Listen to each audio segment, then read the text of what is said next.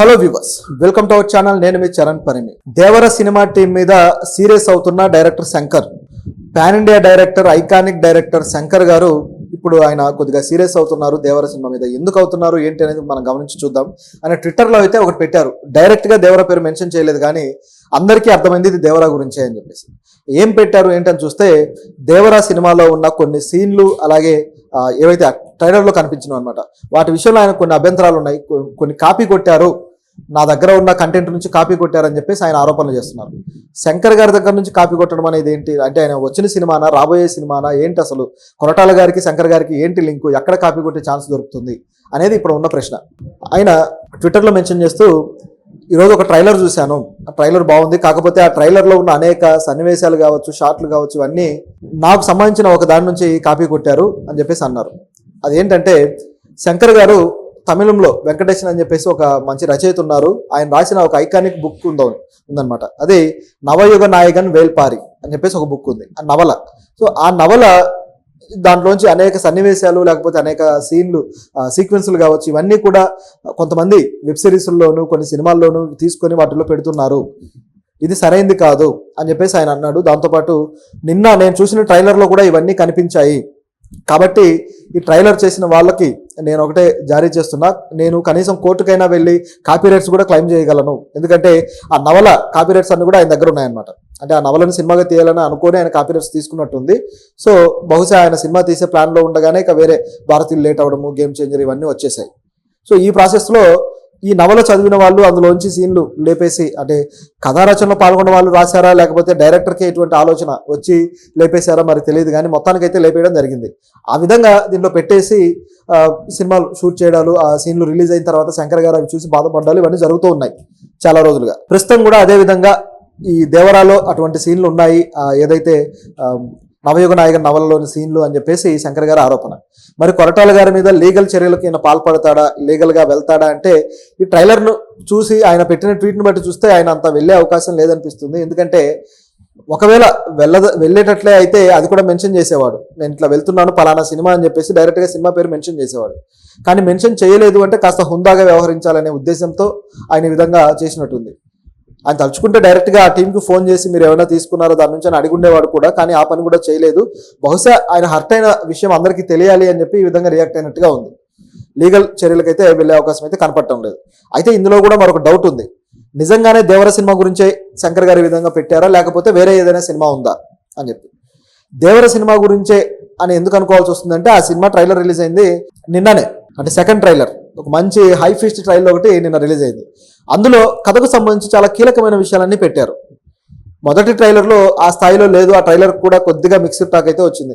Visuals బాగున్నాయి, అన్నీ బాగున్నాయి, కానీ కథ కొంచెం పాత టోన్లో వెళ్ళిపోతుంది, తండ్రి కొడుకు ఇదే కదా అన్నట్టుగా అనిపించింది. కానీ సెకండ్ ట్రైలర్లో కొంచెం సస్పెన్స్ మెయింటైన్ చేస్తూ అదేవిధంగా ఊహించని కొన్ని షాట్లు పెట్టారు.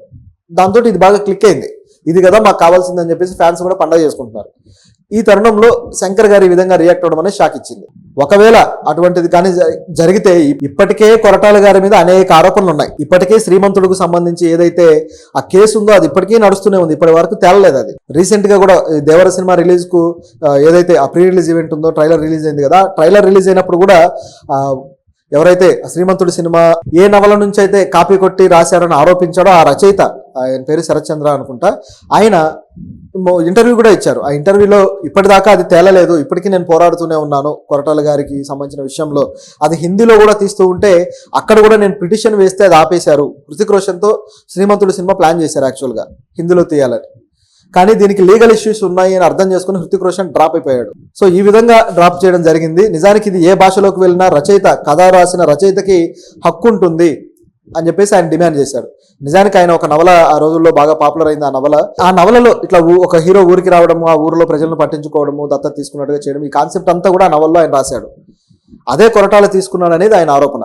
దీని విషయంలో మొత్తానికి ఫిలిం ఛాంబర్లో ఉన్న రైటర్స్ అసోసియేషన్ కూడా కన్ఫర్మ్ చేసింది. గోపాలకృష్ణ గారు, సీనియర్ రచయితలు ఎవరైతే ఉన్నారో వీళ్ళందరూ కూడా నిజమే అందులోంచి తీసుకున్నట్టే ఉందని కన్ఫర్మ్ చేసి నోటీస్ కూడా ఇచ్చారు. అయినా సరే కొరటాల గారు మెట్టు దిగలేదు, దాంతో కోర్టు చుట్టూ తిరగాల్సి వచ్చింది. దీంట్లో ఒకసారి మహేష్ బాబు గారు కూడా వెళ్లాల్సి వచ్చింది. సో ఇంత జరిగింది, అంటే కోర్టుకు కూడా ఆయన లాగాల్సి వచ్చింది. చివరికి మహేష్ బాబు గారు ఈ సంబంధం ఏం లేదు, ఇది పూర్తిగా నా బాధ్యత అని చెప్పేసి కోర్టుకు వినతి చేసి ఆ కేసులో ఆయన పేరు తప్పించేలాగా చర్యలు తీసుకున్నారు. ఇంత జరిగిందనమాట. సో ఇది కూడా పీక చుట్టుకుంటే ఇక కొరటాల గారు పూర్తి స్థాయిలో ఇబ్బందుల్లో పడిపోతారు.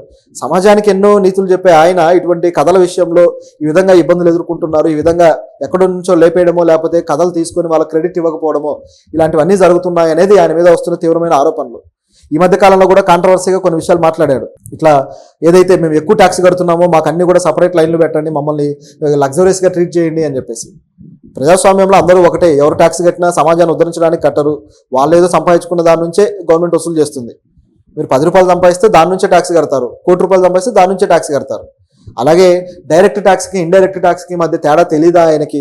ఇండైరెక్ట్ ట్యాక్స్లో పేదలు ఎంతమంది ట్యాక్స్లు కడుతున్నారో తెలీదా? సో ఇటువంటివన్నీ ఉన్నాయన్నమాట. ఆయన చెప్పేది ఒక ప్రివిలేజ్డ్గా వాళ్ళు చూడాలి అని చెప్పడం కూడా పెద్ద వివాదాస్పదమైంది. సో ఇక్కడే డిస్క్రిమినేషన్ ఏదైతే ఉందో, ఇప్పుడు కల్కి కాంప్లెక్స్ లాగా లేకపోతే మ్యాడ్ మ్యాక్స్ సినిమాలో లాగా డబ్బును వాళ్ళందరికీ ఒక సెటప్ చేసేసి పేదవాళ్ళందరినీ మీరు చావండి లేకపోతే మీకు దొరికేవన్నీ కూడా సి గ్రేడ్ జీవితాలే లేకపోతే సి గ్రేడ్ ఎలిమెంట్సే అన్నట్టుగా. ఇప్పటికే మనకు ఉత్పత్తుల్లో గమనిస్తే ఏ గ్రేడ్ ఉత్పత్తులన్నీ ఎగుమతులు అవుతుంటాయి, సి గ్రేడ్ ఉత్పత్తులన్నీ పేదల దగ్గరికి చేరి వాళ్ళు తింటూ ఉంటారు. ఇది కూడా ఒక విధమైన వివక్ష. అంటే ఈ స్థాయిలో జరుగుతుంది. అంటే డబ్బున్నవాడే ప్రపంచాన్ని వెళ్తాడు అనే స్థాయికి ఒక సిస్టమ్ ఏర్పడుతుంది. దీంట్లో ఆయన చేసేది అదే విధంగా తయారైపోయింది అనమాట. సపరేట్ కమ్యూనిటీ మాది, అంటే రిచ్ క్లాస్ కమ్యూనిటీ లేకపోతే వెల్దీ కమ్యూనిటీ మమ్మల్ని సపరేట్గా చూడాలన్నట్టు. ఇది పెద్ద వివాదంగా మారింది. సో ఇది కూడా ఇటువంటివన్నీ కూడా ఆయనకు చుట్టుకుంటూ ఉన్నాయి. సో మరి శంకర్ గారి రియాక్షన్ అనేది, ఎందుకంటే శంకర్ గారు అంటే అందరికీ గౌరవం, ప్రతి ఇండస్ట్రీలో కూడా ఆయన గౌరవిస్తారు. నిజం చెప్పాలంటే ట్రెండ్ సెట్టింగ్ సినిమాలు తీసిన ఆయన తీసిన ప్రతి సినిమాకి ఒక ట్రెండ్నే తీసుకొస్తాడు. అందరూ ఆ సినిమాను ఫాలో అవ్వాల్సిందే, ఆ స్థాయిలో ట్రీట్మెంట్ ఇచ్చే రకం. కాబట్టి ఇది వివాదంగా తయారైంది. ఇది ఒక యాంగిల్ అయితే, ఇక శంకర్ గారి సినిమాకి సంబంధించి చూస్తే ఈ గేమ్ చేంజర్ కావచ్చు, ఇవన్నీ కూడా షూటింగ్లో అవుతూ ఉన్నాయి, త్వరలో రిలీజ్ అవబోతున్నాయి. మరి ఇప్పుడు ఈ నవల ఆయన సినిమా తీస్తాడా లేదా అనేది కూడా ఆసక్తికరంగా ఉంది. అయితే మరో సందేహం కూడా ఉంది ప్రజలకి, బహుశా ఇదేమన్నా కంగువా సినిమా గురించి మాట్లాడా అని చెప్పేసి. ఎందుకంటే కంగువా కూడా ఒక పీరియాడికల్ సినిమా, అక్కడ కూడా ఒక హీరో ఒక వర్గానికి నాయకుడిగా ఉండి పోరాడే కాన్సెప్ట్లో ఉంటుంది అది. సో ఒకవేళ ఆ సినిమా గురించా, ఎందుకంటే దాంట్లో కూడా ఏవైతే వాటర్ మీద ఉండే సీక్వెన్స్లు కానీ ఇవన్నీ ఉన్నాయి. దాంతో జనాలకు డౌట్ వచ్చింది. కానీ కంగువా ట్రైలర్ ఈ మధ్య కాలంలో అయితే లేదు, కేవలం టీజర్ వచ్చింది, అది కూడా ఎప్పుడో వచ్చింది. కాబట్టి కంగువా గురించి కాకపోవచ్చు అనేది అయితే ఉంది. ఒకవేళ అది కూడా ఆయన మనసులో ఉంటే ఉండుండొచ్చు, కాకపోతే అప్పట్లో వివాదం ఎందుకు అనుకొని కూడా అనుకొని ఉండొచ్చు. ఎందుకంటే తమిళ్ వాళ్ళ లాంగ్వేజ్లో వచ్చిన సినిమా, పైగా స్టార్ హీరో సూర్యతోటి ఏదో రైవల్రీ ఉన్నట్టు తయారవుతుంది కాబట్టి ఆగాడేమో కూడా తెలియదు. ఇది పక్కన లాంగ్వేజ్ నుంచి వచ్చిన సినిమా కాబట్టి దీని మీద రియాక్ట్ అవ్వచ్చు అనే ధైర్యంతో రియాక్ట్ అయ్యి ఉండొచ్చు. సో ఏదైనా కారణాలు ఏవైనా కానీ దేవర చుట్టూ కొన్ని ఇటువంటి వివాదాలు ముసురుకుంటూ ఉన్నాయి. నిన్న వచ్చేసి ఆ ఈవెంట్ ఆగిపోవడము, ఈరోజు చూస్తే శంకర్ గారు ఈ విధంగా రియాక్ట్ అవ్వడము, ఇటువంటివన్నీ కూడా చుట్టుముడుతున్నాయి. సో మరి ఏం జరుగుతుంది, ఏ విధంగా ఆయన దీన్ని కొరటాల గారు డీల్ చేయబోతున్నారు అనేది ఆధారపడింది. ఒకవేళ సినిమా హిట్గానే అయిందంటే ఇక ఏది క్వశ్చన్గా ఉండదు, అన్నీ కూడా కొట్టుకొని వెళ్ళిపోతాయి. సో చూద్దాం.